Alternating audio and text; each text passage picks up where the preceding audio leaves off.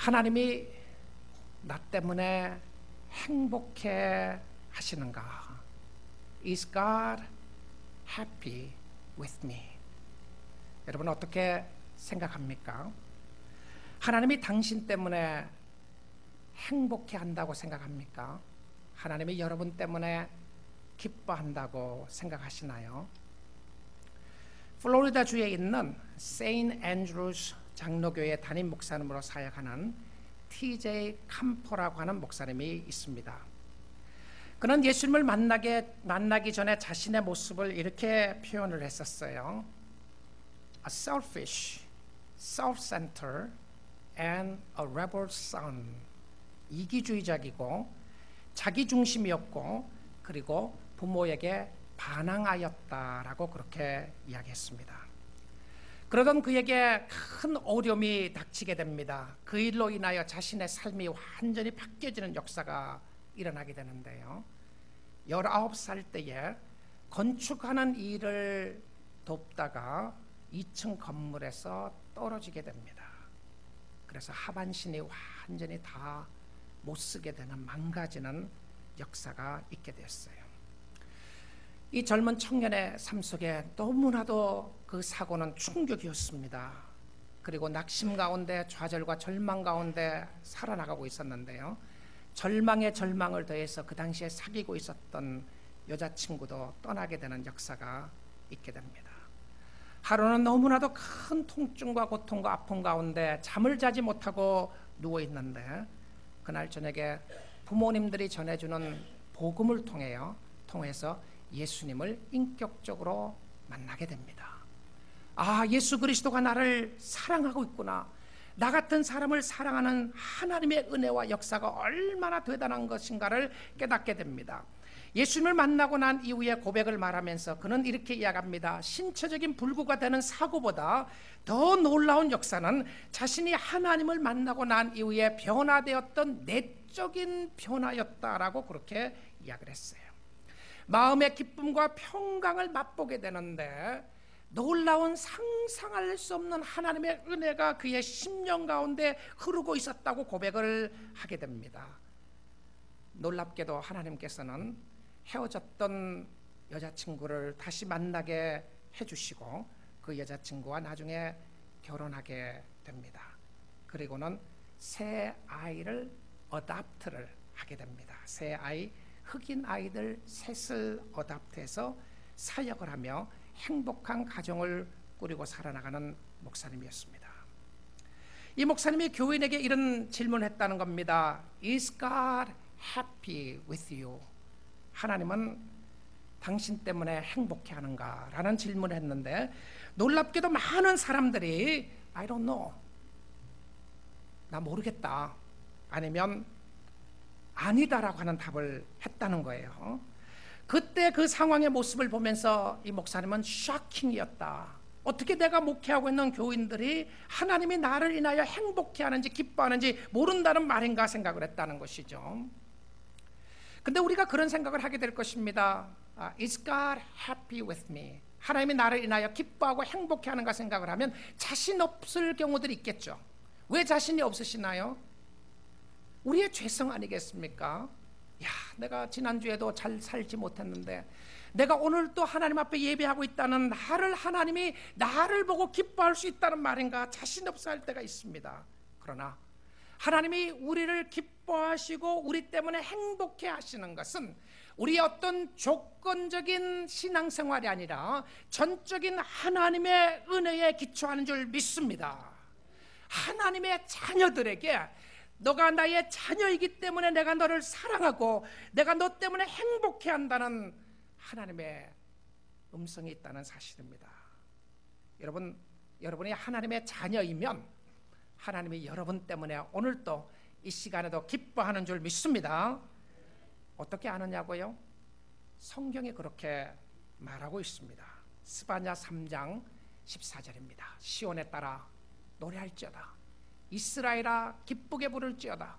예루살렘 따라 전심으로 기뻐하며 즐거워할지어다. 여러분 이 말씀 보시면 시온, 이스라엘, 예루살렘, 이것은 다 하나님의 백성들을 상징해서 썼던 표현 중에 하나였습니다. 여호와가 내 형벌을 제거하였고 여호와께서 형벌을 제거하였고 내 원수를 쫓아내었으며 이스라엘 왕 여호와가 내 가운데 계시니 네가 다시는 화를 당할까 두려워하지 아니할 것이라. 그리고는 말씀합니다. 그날에 사람이 예루살렘에 이르기를 두려워하지 말라. 시온아 내 손을 늘어뜨리지 말라. 여러분, 손을 늘어뜨렸다고 하는 것은 절망의 모습 아니겠어요? 힘 빠지는, 맥 빠지는, 더 이상 일어날 힘이 없을 것 같은, 손을 늘어뜨릴 수밖에 없고 마음이 무너질 것밖에 없는 그런 절박한 상황과 환경 속에서 나타났던 표현 아니겠습니까? 그때 하나님이 말씀하시는 거예요. 손을 늘어뜨리지 말라. 너희 하나님 여호와가 너희 가운데 계시니 그는 구원을 베푸실 전능자시라. 그가 너로 말미암아 기쁨을 이기지 못하시며 너를 잠잠히 사랑하시며 너로 말미암아 즐거이 부르며 기뻐하리라 하니라.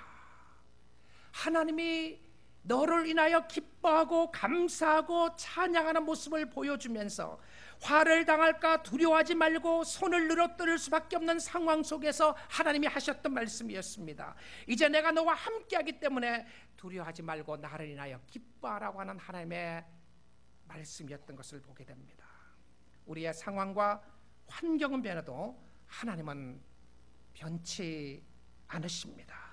우리는 변해도 하나님은 변하지 않아요. 우리의 생각과 관점을 돌려서 하나님을 바라보아야 되는 놀라운 역사와 축복이 있음을 보여주고 있습니다. 오늘도 하나님께서 여러분을 사랑하시고 하나님께서 여러분을 인도하시고 축복해 주시는 줄 믿습니다. 하나님이 사랑하는 자녀들을 버리지 않고 지키시는 모습을 보는 것 중에 하나가 나오미의 삶이었습니다. 나오미는 자신을 바라보면서 하나님이 이룰 수 있느냐, 하나님이 나를 치시고 있다, 하나님은 좋으신 하나님이 아니라고 생각하는 어려움이 많았어요. 그럼에도 불구하고 그의 삶 속에 흘렀던 변화의 모습이 있습니다. 이 변화의 핵심적인 모습으로 쓰여졌던 히브리어 단어가 헤세드라고 하는 단어입니다. 헤세드.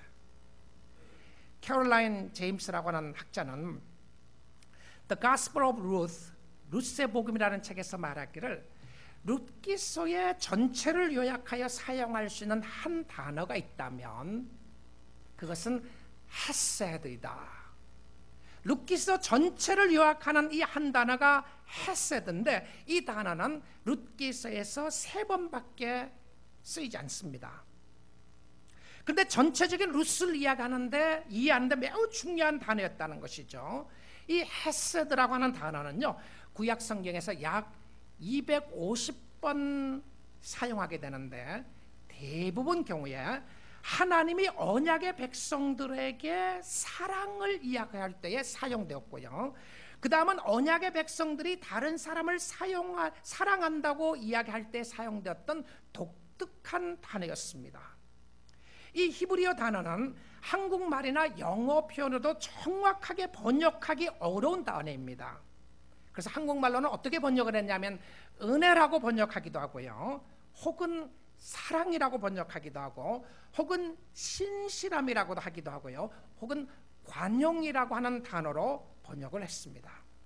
영어 단어에서는 이것을 이렇게 표현했습니다. kindness, mercy, loyalty, a loving kindness라고 이렇게 표현했어요. 이 다양한 단어를 사용하여 번역하게 된 것은 그만큼 힘든 단어라는, 번역하기 힘든 단어라는 의미입니다. 이 의미는 하나님이 자기의 자녀들에게 했던 언약의 사랑의 표시였는데요, 변치 않는 하나님의 은혜의 약속이었습니다. 내가 내 자녀를 끝까지 사랑하고 끝까지 붙잡고 있겠다고 하는 하나님 쪽에서의 사랑의 표현이었다는 것이죠. 그런데 이 사랑의 표현을 하기 위해서 어떤 대가라도 지불하면서 하는 사랑의 모습이었다는 것입니다. 캐롤라인 제임스는 이야기를 이렇게 말했습니다. Hesed is something that you do more than something you think or feel 이것은 헤세드라고 하는 것은 나의 생각이나 감정보다는 무엇을 행하는 행동에 관한 것이다 라고 그렇게 이야기했어요. 은혜나 사랑은 그냥 내 감정적인 모습이 아니라 행동으로 나타나는 대가를 지불하기까지 해서서라도 사랑하는 모습을 표현했을 때 썼던 독특한 단어였다는 것입니다. 그런데 이 룻기서에서 이 단어를 두 번은 나오미가 사용하고요, 한 번은 보아스가 사용을 하게 됩니다. 룻기 1장 8절입니다. 나오미가 두 며느리에게 이르되 너희는 각기 너희 어머니의 집으로 돌아가라. 너희가 죽은 자들과 나를 선대한 것 같이 여호와께서 너희를 선대하기를 원하며 여호와께서 너희를 선대하기를 원한다. 헤세드였습니다. 자, 그런데 이 말씀을 보게 되면 나오미가 언제 이 말을 했느냐 하면 룻기서 1장에 나오는 모습이죠. 나오미는 룻과 오르바 두 며느리들이 자기를 따라오겠다고 그럴 때에 오지 말려고 그러는 거예요. 이들을 떼놓고 싶은 것이었습니다. 따라오지 말려고 이야기를 하면서 표현했던 모습이 무엇이었냐면 헤세드였어요. 근데 여러분 생각을 해보게 되면 나오미의 삶 속에 영적인 단어는 있는데 그 영적인 단어가 자기의 삶 속에는 아무런 의미를 주지 못하는 단어였어요. 무슨 이야기냐면 하나님의 사랑을 이야기하고 하나님의 은혜를 이야기를 하는데 하나님이 은혜를 베풀고 하나님의 사랑을 베풀어 주실 것이라고 이야기하는데 실질적으로 자기의 삶 속에는 하나님의 은혜가 체험되어지지 않는 거예요. 우리의 성도들의 모습 가운데도 그런 모습이 있을 때가 있다고 생각합니다. 단어는 쓰는데 그 의미와는 상관없는 모습 말입니다. 하나님의 사랑이시다, 하나님의 은혜를 베푸시기를 원하신다, 하나님의 역사하심을 이야기하지만 나와는 상관없는 모습이에요. 실질적인 나오미의 표현이었습니다. 두 번째로 이 단어가 쓰여졌던 것은 오늘 본문 말씀입니다. 2장 20절 말씀인데요, 나오미가 자기 며느리에게 이르되 그가 여호와로부터 복받기를 원하노라. 그가 살아있는 자와 죽은 자에게, 그때 썼던 단어가 은혜 베풀기를 그치지 아니하였도다 하고, 여기 은혜, 헤세드라고 하는 단어를 쓰게 됩니다. 은혜를 베풀므로 하나님의 축복 가운데 거하기를 원한다고 할 때 썼던 단어였고요, 세 번째 썼던 모습이 3장 10절입니다. 그가 이르되 내 딸아 여호와께서 내게 복 주시기를 원하노라. 내가 가난하건 부하건 젊은 자를 따르지 아니하였으니 네가 베푼 인애가 처음부터 나중에 더하도다. 여기서는 인애라고 하는 단어를 썼어요. loving kindness였습니다. 근데 보아스가 룻에게 하는 소리였는데 룻은 헤세드를 베풀고 있었던 것을 보게 됩니다. 하나님의 자녀들에게는 하나님의 은혜와 하나님의 사랑이 흐르고 있습니다. 하나님의 은혜와 하나님의 사랑이 있다는 것을 확인해야 변화를 받을 수가 있어요. 이 흐르는 헤세드를 가지고 변화되는 역사에 있어서 중요하게 쓰임받는 역사가 있는 사람들이 나옵니다. 내가 하나님의 은혜와 하나님의 사랑을 말만이 아니라 어떻게 하면 내가 하나님의 은혜와 사랑을 체험할 수 있겠는가? 나의 삶이 변화를 받기 위해 쓰임받는 도구가 무엇인가? 어떻게 하면 내가 입술의 고백만이 아니라 마음의 진정한 변화를 가질 수 있을 것인가? 이 변화의 에이전트로 쓰임받았던 모습이 세 가지 모습이 나옵니다. 첫째는요, 자기 자신입니다. 둘째는요, 다른 사람이에요. 셋째는 하나님입니다. 오늘 이 본문 말씀을 통해서 우리의 삶 가운데 진정한 부흥의 역사, 또 진정한 변화의 역사가 일어날 수 있기를 주님의 이름으로 축복드립니다. 나오미가 자신의 어떤 모습이 자신의 변화에 쓰임받게 되었는가? 이런 변화의 큰 장애물은 자기 자신입니다. 내가 변하지 못하는 것의 장애물은 나 자신이에요. 자신의 어떤 모습이 자신의 변화의 장애물이 되고 있었나요? 자신의 말과 행동이 다른 모습을 보여주는 겁니다. 말로는 은혜를 이야기하고 말로는 사랑을 이야기하는데 실질적으로 내 마음속에 그런 은혜와 사랑이 없는 거예요. 하나님은 좋으신 하나님이고 하나님은 선하신 하나님이라고 이야기하는데 실질적으로 내 마음속에는 그런 마음이 없는 거예요. 하나님 그럴 수 없습니다라고 생각하는 모습들이 있습니다. 어떤 의미로 생각을 해보게 되면 우리가 불평하고 우리가 원망하거나 우리가 마음속에 쓴뿌리를 가지고 있는 것 속에서는 늘 정당한 리전이 있습니다. 이유가 있어요.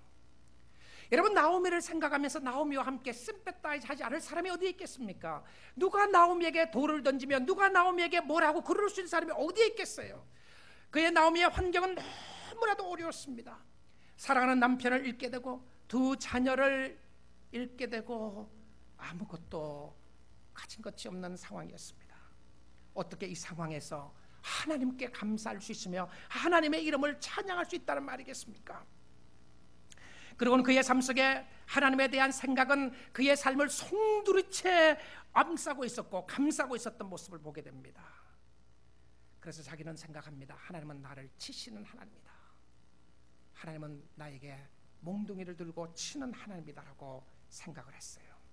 그 하나님의 좋으심을 자신이 받아들일 수 없었고 그 하나님의 은혜를 자신의 삶 속에는 받아들일 수가 없었습니다.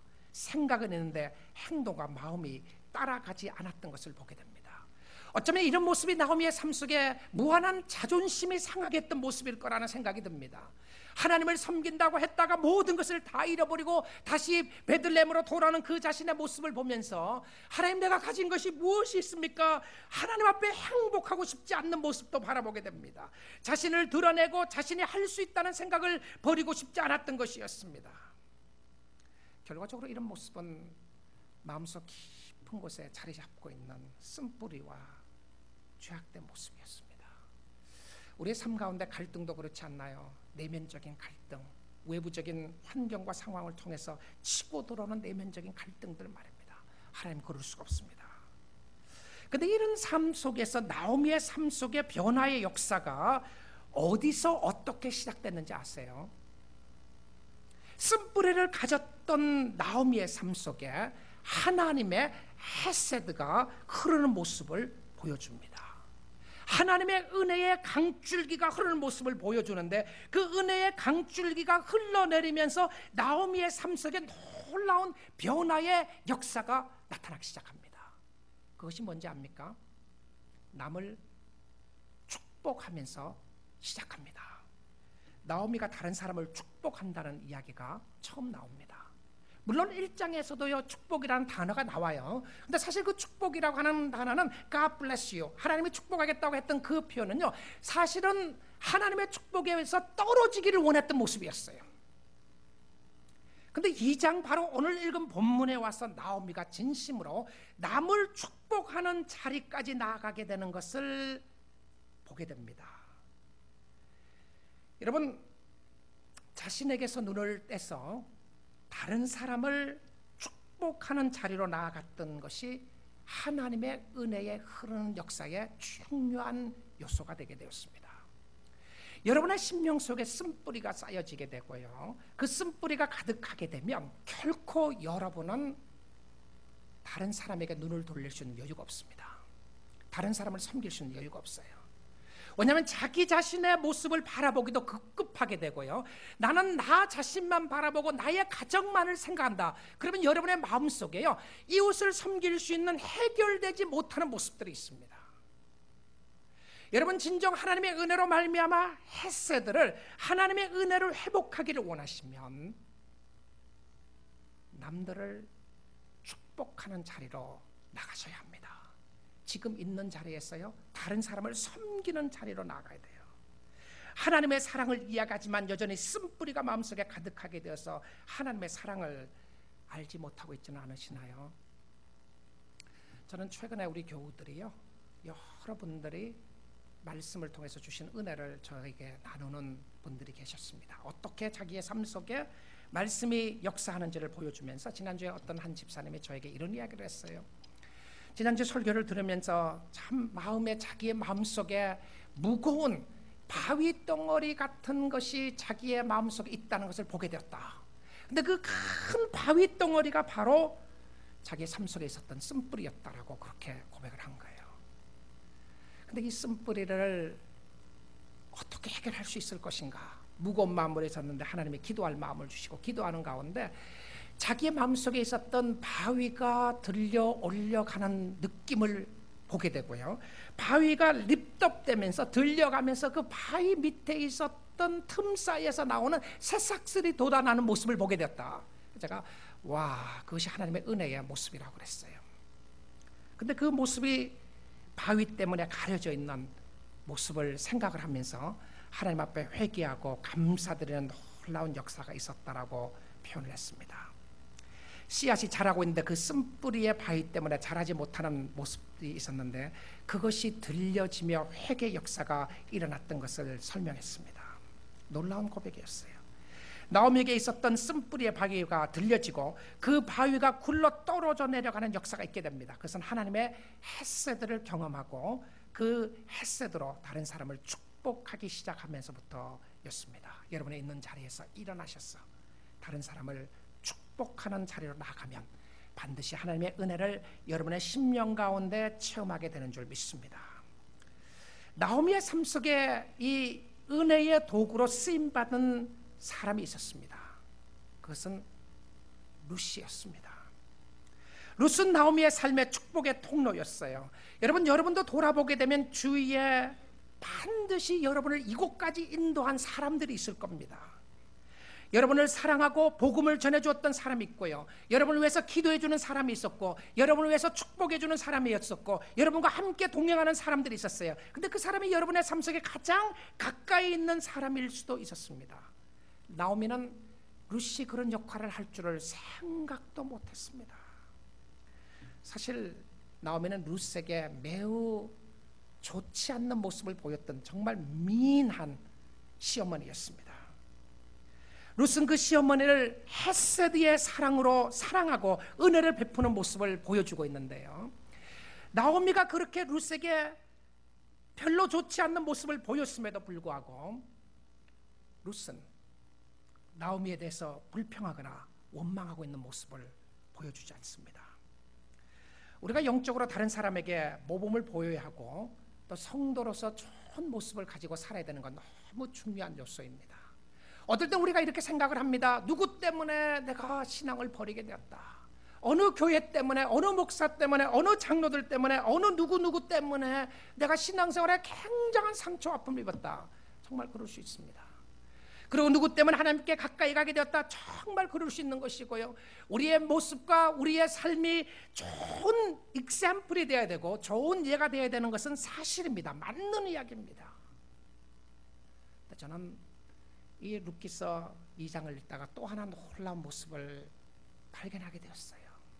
그것은 때론 우리가 그리스도인으로서, 내가 목사로서 내가 좋은 예를 보여주지 못했음에도 불구하고 하나님은 나를 통해서 사람들을 변화시키는 에이전트로, 변화시킬 수 있는 도구로 쓰셨던 것을 보게 됩니다. 부모로서 자녀들에게 좋은 모범을 보이지 못하는 경우들이 있었습니다. 야, 내가 잘못했지, 내가 아이들을 잘못 키운 거야. 그러나 돌아보게 되면 또 아이들이 신앙으로 자라나가는 모습을 보게 됩니다. 여러분, 이스라엘의 열왕기상, 열왕기하를 통해서, 역대상, 역대하를 통해서 보게 되면 유대 나라에 좋은 왕들이 있고 악한 왕들도 있었습니다. 아버지가 신앙을 잘 가진 아버지가 있었음에도 불구하고 그 다음 세대에 가서는 잘 못하는 아들이 나오기도 하고요, 아버지가 악한 아버지였음에도 불구하고 그 아들은 아들대에 가서는 하나님을 잘 섬기는 모습으로 나오는 경우들이 있게 된 걸 보게 됩니다. 근데 그것을 통해서 하나님은 무엇을 가르쳐 주시는가? 어떨 때는 우리를 통해서 하나님의 역사가 나타나는 것이 사실이지만 하나님은 우리의 잘못과 잘함을 뛰어넘으셔서 결과적으로 사람을 변화시키는 역사는 내가 아니라 하나님의 말씀이고 예수 그리스도의 은혜인 줄 믿습니다. 하나님의 역사였어요. 하나님의 역사였습니다. 하나님은 나의 어떤 모습 때문에가 아니라 하나님의 능력 역사가 나타났을 때에 삶 속에 변화되는 역사를 보게 됩니다. 룻은 성경에는 정확하게 나와 있지만 룻이 하나님을 알게 된 것은 나오미를 통해서였습니다. 그 과정을 통해서였어요. 그럼에도 불구하고 나오미가 보여주었던 하나님의 모습은 룻이 믿고 싶지 않는 하나님이었어요. 하나님은 미인한 하나님이시고 시어머니도 미인한 시어머니였고 그뿐만이 아니었고요. 하나님은 자기를 치셨다고 생각하고 있고 하나님은 좋은 하나님이 아니라고 생각했음에도 불구하고 그럼에도 불구하고요. 그 밑에 있었던 룻은 하나님의 사랑을 바로 깨닫고 시어머니에게 잘해주는 모습을 보게 됩니다. 이것은 전적인 하나님의 축복과 은혜였다라고 볼 수밖에 없는 모습이었습니다. 그녀의 전적인 헌신을 통하여 하나님을 섬기는 모습을 보여주고 있는데요. 오늘 본문 말씀을 한번 보겠습니다. 17절입니다. 룻이 밭에서 저녁까지 줍고 그 죽은 것을 떠니 보리가 한 에바쯤 되는지라. 여러분, 한 에바가 어느 정도 되는지 압니까? 한 에바가요 한 30파운드 정도 되는 겁니다. 그러면 룻이 하루 동안에 주었던 이삭이 30파운드, 30파운드 이삭을 줍게 됐던 거예요. 물론 30파운드 이삭을 주었던 이유 중에 하나가 16절에 보게 되면요, 조금씩 일꾼들이 보리 그 이삭을 떨어뜨리고 가도록 했습니다. 그래서 많이 주었어요. 그럼에도 불구하고 한 에바를 주었다고 하는 것은 놀라운 축복의 모습을 보여주는데요, 일반적으로 남자 성인이 이삭을 주울 때에 주울 수 있었던 양은 1파운드에서 2파운드 정도 됐다고 이야기를 합니다. 그러면 룻이 주었던 것은 30파운드나 되는 엄청난 모습이었는데요, 그 30파운드를 룻이 직접 들고 왔어요. 메고 왔는지 이고 왔는지 어떻게 했는지는 알지 못하지만 들고 옵니다. 들고 와서는 시어머니 앞에 그것을 내려놓는 거예요. 자, 여러분 이렇게 생각할 수 있어요. 보아스가 룻을 정말 사랑했다면 어떻게 여인이 30파운드를 들고 어디서부터 얼마나 멀었는지 모르지만 필드에서 밭에서 자기 집까지 갔으면 꽤 많은 거리를 같이 걸어갔을 것 같은데요, 남자 일꾼 하나 시켜서 좀 들고 가라 그랬으면 되지 않겠느냐. 그렇죠? 근데 여기서 보여주고 있는 표현은요, 이것을 통해서 룻의 삶을 통해 나타나는 하나님의 풍요로운 모습이었습니다. 이 30파운드를 들고 와서 어디에 팍 내려놓게 되느냐면 자기의 시어머니 앞에 내려놓는 거예요. 아마 시어머니가 뒤로 나자빠졌을 겁니다. 아니, 어떻게 이런 많은 양을 가져오게 되었는가.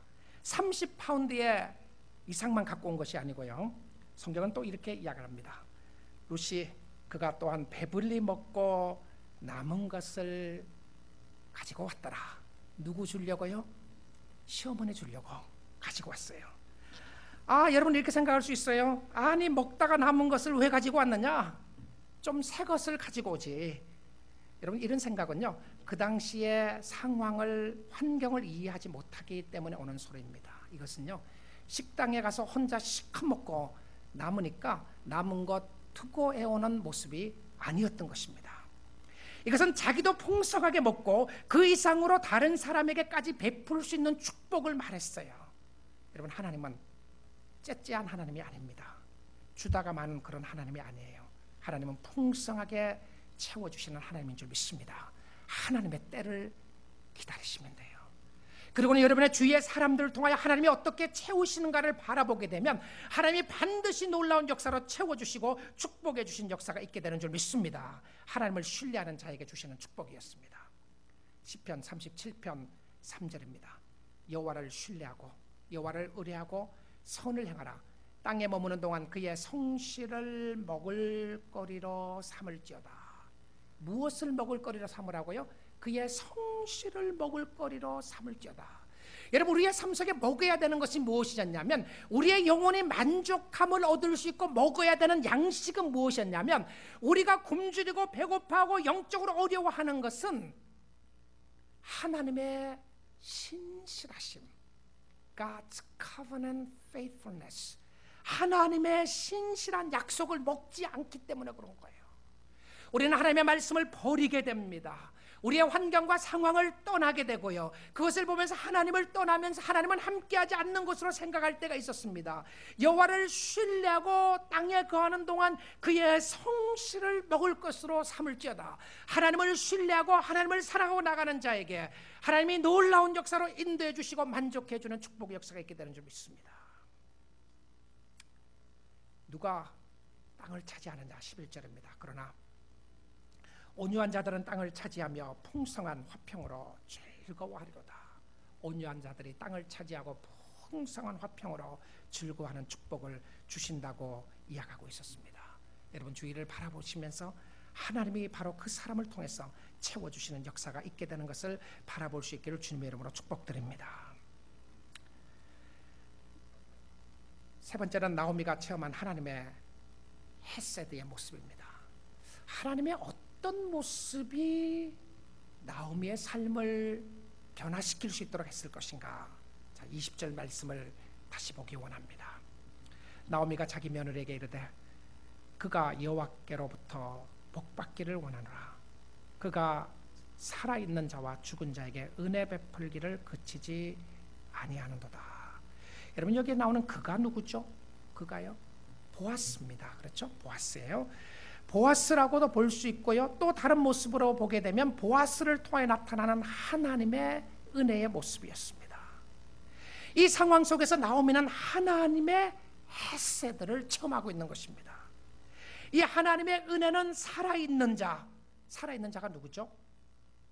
자기와 룻입니다. 죽은 자, 죽은 자는 누구를 이야기하나요? 자기 남편과 자기의 두 아들들을 이야기합니다. 여러분 나오미의 삶 속에 하나님의 은혜가 끊어진 줄 알았던 거예요. 이제는 내 인생은 끝났구나. 나에게 남편도 없고 두 아들도 없으니까 나에게는 이제 상속받을 것도 아무것도 없고 나는 이제 절망이구나. 내가 무슨 소망으로 이 땅에 살아나간다는 말인가? 하나님의 은혜는 우리 가문에서 끊어지게 되었고 하나님의 은혜는 나에게서 끊어지게 되었고 하나님의 축복은 더 이상 이루어질 수 없다고 생각했던 모습들이 있었던 거예요. 그렇게 생각하고 있었던 나오미의 삶 속에는 하나님에 대하여 쓴뿌리를 가질 수밖에 없었습니다. 하나님이 자기를 친다고 생각할 수밖에 없었던 것은 하나님의 은혜가 끊어진 줄로 생각했던 것이었습니다.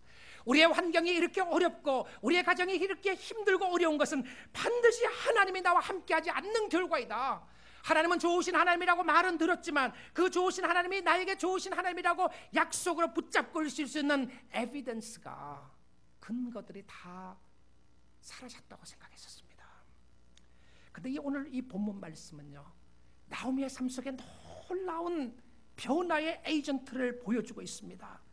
살아있는 자뿐만이 아니라 죽은 자에게까지 은혜를 베푼다. 이것은요, 죽어 있었던 사람들이 다시 은혜를 받는다, 그런 표현이 아닙니다. 그런 표현이 아니고요, 여기에서 나오는 죽은 자에게 은혜를 베푼다고 생각했던 그 모습은 사람이 죽었기 때문에 은혜가 끊어진 줄로 생각을 했는데 그 죽은 자를 통해서까지라도 은혜의 역사가 연결되는 것을 보게 됩니다. 무슨 의미였죠? 하나님의 은혜가 연결되고 하나님의 은혜가 끊어지지 않는 모습을 설명했어요. 어떻게? 누구를 통해서? 하나님의 은혜가 어떻게 누구를 통해서 그런 역사가 일어나게 되었나요? 여러분 끝에 보게 되면 그에게 이르되 이 사람은 우리와 가까우니 우리 기업을 물을 자 중에 하나니이다 하니라. 누구였나요? 영어에 보게 되면 이것을 kinsman redeemer이라고 되어 있습니다. 기업을 물을 자를 통했어요. 우리가 3장에 가서 더 정확하게 보겠지만 구약 성경의 가문을 이어가고 혈통을 이어가며 모든 상속을 이어가는 모습을 친족들을 통해서 이루어지게 했었어요. 기업을 물을 자를 통해서 이루어지게 되었습니다. 남편이 죽게 되면 시동생하고 결혼을 해서 남편의 이름을 남기게 하도록 했던 하나님의 방법이었던 것을 보게 됩니다. 기업을 물을 자를 통해서 나오미의 삶과 룻의 삶은 완전히 회복하게 되는 역사가 일어나게 됩니다. 보아스는 기업을 물을 자의 그림자에 불과했습니다. 그 그림자만 해도 풍성한 축복의 요소를 맛볼 수가 있었어요. 그런데 실체는 얼마나 더 큰 축복이 있겠습니까? 우리에게 기업을 물을 자가 누구입니까? 예수 그리스도입니다. 우리의 구속자가 누구시라고요? 예수 그리스도입니다. 아무리 절망할 수밖에 없는 환경과 상황 가운데 있다고 할지라도, 세상적인 소망이 끊어지는 상황 가운데 있다고 할지라도, 우리의 삶 속에 기업을 물을 자를 만나기만 하면 여러분의 삶 속에 놀라운 변화 역사가 새롭게 시작하게 되는 줄 믿습니다. 나오미는 기업을 물을 자가 죽은 줄 알았어요. No hope, no hope. 자기의 삶 속에 소망이 다 끊어지고 이제는 기업을 물을 자가 아무도 없는 줄 알았는데, 기업을 물을 자가 살아있다는 것을 나오미가 깨닫게 된 것이었습니다. 아, 이제는 나에게도 소망이 있고 루스에게도 소망이 있고 이제는 우리에게 소망을 주는 기업을 물을 자가 살아있구나 생각을 한 것이었습니다. 그런데 여기서 나타났던 기업을 물을 자가 구속자라고 하는 표현입니다. 구원자, 구속자라는 표현이에요. 나오미는 환경을 통하여 하나님의 헷세대에 대해 의심했기에 쓴뿌리가 쌓일 수밖에 없었습니다. 그 쓴뿌리의 해결자는 기업을 물을 자였습니다. 구속자가 살아있었던 것이죠.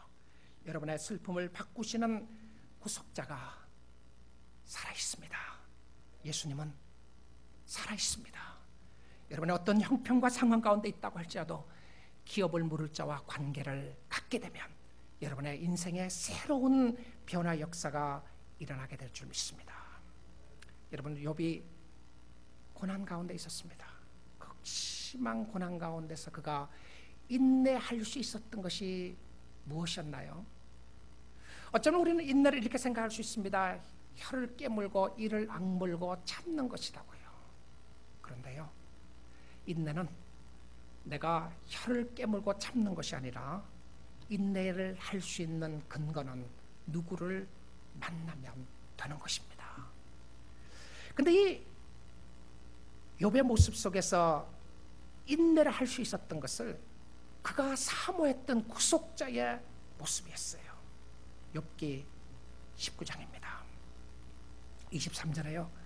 나의 말이 곧 기록되었으면, 책에 쓰여졌으면, 철필과 납으로 영원히 돌에 새겨졌으면 좋겠노라. 그러니까 자기의 삶 속에 어떤 깨달음이 딱 나타나게 됐는데 그 깨달음이 너무 커서 책에도 기록되는 것뿐만이 아니고 철필과 납으로 돌에 새겨져서 영원히 알면 좋겠다. 그것이 무엇인지 압니까? 25절입니다. 내가 알기에는 나의 대속자가, 여기 대속자로 나오는 표현이 구속자라고 하는 것이고요, 리디머리라고 하는 표현입니다. 나의 대속자가 살아계시니 마침내 그가 땅 위에 서실 것이라.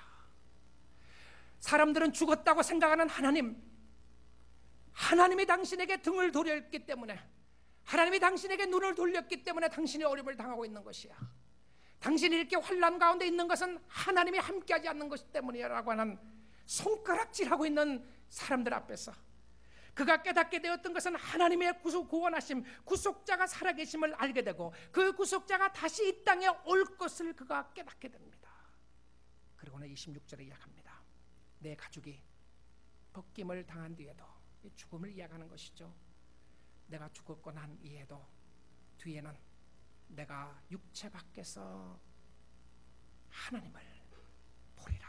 죽고 난 이후에 하나님을 볼 것을 이야기합니다. 27절입니다. 내가 그를 보리니 내 눈으로 그를 보기를 낯선 사람처럼 하지 않을 것이라.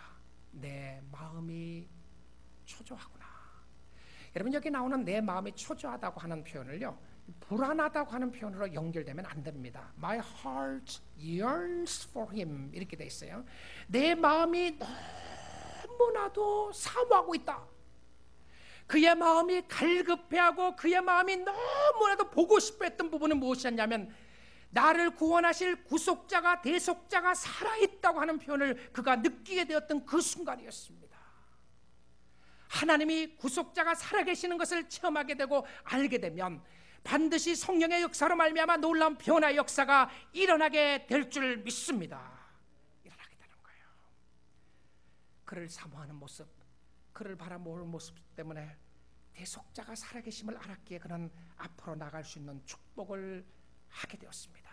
나오미의 삶이 완전히 립업되는, 나오미의 삶이 완전히 들려지는 것 같은 역사가 있게 됐는데, 구속자가 살아있구나, kinsman redeemer, 나를 대속해 줄 사람들이 있구나, 그 사람이 있구나를 깨닫게 되었을 때에 그의 삶 속에 놀라운 변화 역사가 일어나게 되었던 것을 바라보게 됩니다. 우리의 환경은 우리를 절망시킬 수 있습니다. 우리의 상황은 우리를 낙심시킬 수도 있습니다. 그러나 하나님을 다시 한번 의지하고 신뢰하고 나가게 되면 하나님이 놀라운 역사로 인도하여 내주실 줄 믿습니다. 이 상황 속에서 나오미의 모습을 볼 수 있는 성경 구절이 항문되어 있습니다. 22절입니다. 나오미가 며느리 룻에게 이르되 내 딸아, 너는 그의 소녀들과 함께 다니고 나가고 다른 밭에서 사람을 만나지 아니하는 것이 좋으니라 하는지라. 이에 룻이 보아스의 소년들에 가까이 있어서 보리추수와 밀추수를 마치기까지 이삭을 주며 그의 시어머니와 함께 거주하니라. 자, 22절을 보게 되면요, 이 나오미의 모습을 엿볼 수 있는 장면이 나옵니다. 나오미가 룻에게 무엇이라고 이야기를 하나요? 내 딸아, 너는 이제 다른 밭에 가서 이삭을 줍지 말고 보아스의 밭에 가서 이삭을 주라, 이렇게 이야기하는 거예요. 여러분 한번 생각해 보십시오. 자기의 룻의 마음을 뭉클하게 해줬고요, 1파운드를 주워 온 것만 해도 고맙게 생각할 수밖에 없는데 30파운드를 주워 와서 자기 앞에 내놓고 먹던 것을 함께 가지고 와서 풍성한 양식을 누리고 있었는데 룻이 왜 다른 밭에 가서 이삭을 줍겠습니까? 자기에게 그렇게 잘해주는 사람이 있는데 왜 다른 남자에게 가겠어요? 왜 다른 밭에 가겠습니까? That's exactly the point. 이것이 바로 이 성경이 하고 싶은 말이었습니다. 당연한 것이죠. 그런데 당연한 것을 하지 않는 모습들이 우리에게 있다는 것입니다. 나오미는 하나님의 사랑이 있는 밭을 떠났습니다. 하나님의 약속의 땅을 떠났고요, 하나님이 권고하시는 땅을 떠나게 되었습니다. 떠나면서 다른 쪽으로 가게 되면 더 풍성할 것이라고 생각을 했는데 완전히 비어서 돌아오게 되는 역사가 있게 되는 것을 보게 되었습니다. 어쩌면 이 모습을 통해서 나오미의 자신의 삶을 바라보면서 내가 왜 하나님을 떠났던가? Why leave God? 우리 사랑하는 성도 여러분, 하나님이 이렇게 좋으신 하나님인데 왜 하나님을 떠나시죠? 왜 하나님의 밭에 있지 않고 다른 곳에 눈을 돌리시나요? 우리에게 만족을 줄 것이라고 생각했던 그 사람, 바로 그것, 우리에게 의미를 부여해 줄 것이라고 생각했던 그 황금, 그 물질, 우리를 외면하게 했고 우리를 버리게 했습니다. 하나님을 섬기고 하나님을 사랑하는 것보다 우리의 똑똑함이 하나님을 버리게 했습니다. 우리의 풍요로운 물질이 하나님을 떠나게 했고요, 우리의 안전했던 삶이 하나님을 버리게 했던 역사들을 가져오게 했습니다. 하나님은 탄식하며 이야기합니다. 왜 떠나겠느냐? 이렇게 좋은 하나님을 왜 떠나려고 하느냐? 이렇게 잘해주는 하나님을 버리고 이방 땅으로 가게 되었던 자신의 삶을 바라보면서 사랑하는 내 딸아, 너는 떠나지 말라. 그렇습니다. 하나님을 떠나지 말아야 합니다. 하나님의 품을 떠나지 말아야 합니다. 하나님의 품을 떠나시면 다시 돌아오십시오. 하나님의 은혜가 흐르는 곳에 있어야 하고 하나님의 품 안에 있어야 하나님의 축복 가운데 거하게 되는 줄 믿습니다. Is God happy with you? Are you happy in the Lord? 하나님은 나를 통하여 기뻐하시는가? 여러분이 하나님의 자녀이면 하나님이 기뻐하십니다. 여러분은 하나님을 인하여 기뻐하시고 행복해 하시나요?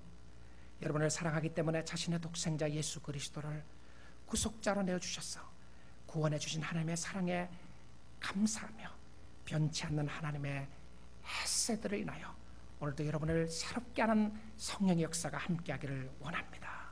우리는 사랑받은 자에게 사랑을 베풀며 살아야 하는 것입니다.